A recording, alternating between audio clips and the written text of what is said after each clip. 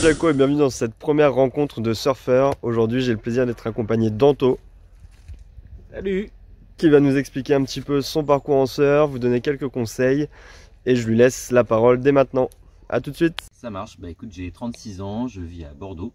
Ça fait 10 ans que je me suis installé à Bordeaux et je suis tombé amoureux de la ville. Et sinon avant ça, je suis né à côté du Mont-Saint-Michel et j'ai vécu en Angleterre et en Australie également, où j'ai pas eu la chance de surfer malheureusement parce que où j'étais, il y avait trop de crocodiles. Ah, première petite anecdote intéressante. Et pour revenir sur le surf, pourquoi est-ce que tu as commencé? Quand? Comment? Ouais, bah, je faisais du bodyboard quand j'étais gamin. Mais en fait, c'est en 2018, je galérais un peu au taf et donc j'ai décidé de partir en stage au Portugal UCPA pour changer complètement d'horizon et prendre un stage de surf. Et donc c'est là que j'ai découvert aussi bien le surf en tant que pratique sportive, mais aussi la vie en tant que surfeur. Et ça, j'ai totalement adhéré parce que c'était très relax. Et c'est ce qui m'a permis, moi, vraiment de me relaxer, de pouvoir me retrouver aussi et de me reconcentrer sur de nouveaux objectifs.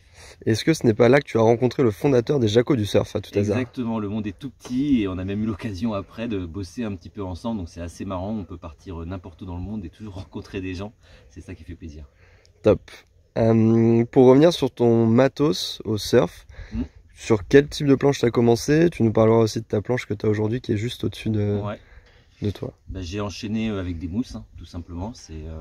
J'ai commencé avec des mousses 8, puis je suis descendu à 7,2 et puis à 7 progressivement. Donc j'ai fait aujourd'hui, depuis mon premier stage en 2018, j'ai dû faire 6 ou 7 stages quand même à Madère, surtout au Portugal, parce que c'est indispensable en fait de pratiquer toute une semaine pour vraiment progresser. C'est pas en faisant un jour de temps en temps, il faut vraiment enchaîner chaque jour.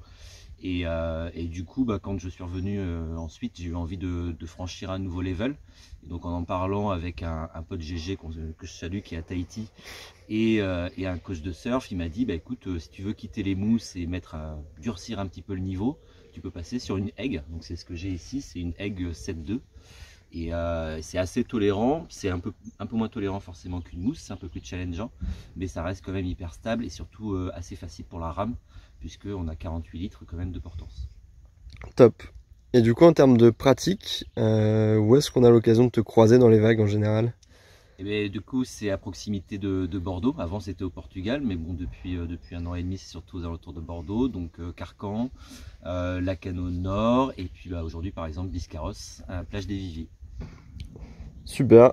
Petit conseil pratique peut-être à partager? En tout cas, toi, le meilleur conseil qui t'a permis de progresser à un moment donné, qui t'a débloqué, si t'as un petit souvenir?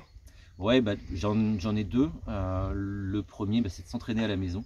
En fait, c'est indispensable, pas de regarder simplement des vidéos de surf, mais de s'entraîner aussi au take-off, à la rame. Je me souviens, sur une de tes vidéos, tu avais dit que la rame, tu allais découvrir de nouveaux muscles, même si tu faisais la musculation régulièrement. C'est vrai qu'on a un muscle ici qu'on travaille très peu, et c'est vraiment dans des exercices à la maison qu'on peut le développer pour ne pas être en galère quand on retourne à l'eau. Et après, deuxième conseil, en fait, c'est d'essayer d'enchaîner, de pratiquer sur quelques jours à la suite, pour vraiment progresser, parce que quand on fait une fois par semaine en laissant passer 5-6 jours, en fait on n'a pas le temps de voir et de retravailler ce qu'on a fait de bien ou de mal la veille. Donc vraiment l'idéal, c'est de pratiquer sur 3 ou 4 jours à chaque fois pour que ça soit vraiment bénéfique. Exact, et ça on le voit bien parce qu'au moment même où on tourne cette vidéo, c'est notre 4e jour de petit séjour dans le bas de van, le van d'Anto qui nous présentera aussi par la suite. Et on a vu que les premiers jours c'était pas évident, et finalement là au bout du 3e, 4e jour, on reprend des habitudes et prend beaucoup plus de plaisir. C'est ça, ouais, c'est la première session depuis la fin de l'hiver, hein, tout simplement. Donc le retour à l'eau, même si ça fait 4-5 semaines qu'on s'entraîne à la maison, qu'on se prépare, qu'on se retrouve face aux vagues, c'est un petit peu différent. Et c'est vrai que tu me demandais quel était mon accessoire favori, et je t'ai dit mon accessoire, j'ai pas grand chose. Et en fait, si, c'est le van. Le van, je l'ai acheté l'année dernière parce que justement, je voulais pouvoir partir plus longtemps et éviter les allers-retours tous les week-ends entre Bordeaux et Carcan ou Biscarrosse. Donc ça a été le bon moyen pour moi de dire voilà, maintenant je peux vraiment me consacrer un peu plus au surf et en profiter le week-end, parce que du coup je dors sur place et je perds plus 2 heures aller-retour dans les trajets. Et puis c'est quand même un confort et un style de vie qui est hyper sympa. C'est validé.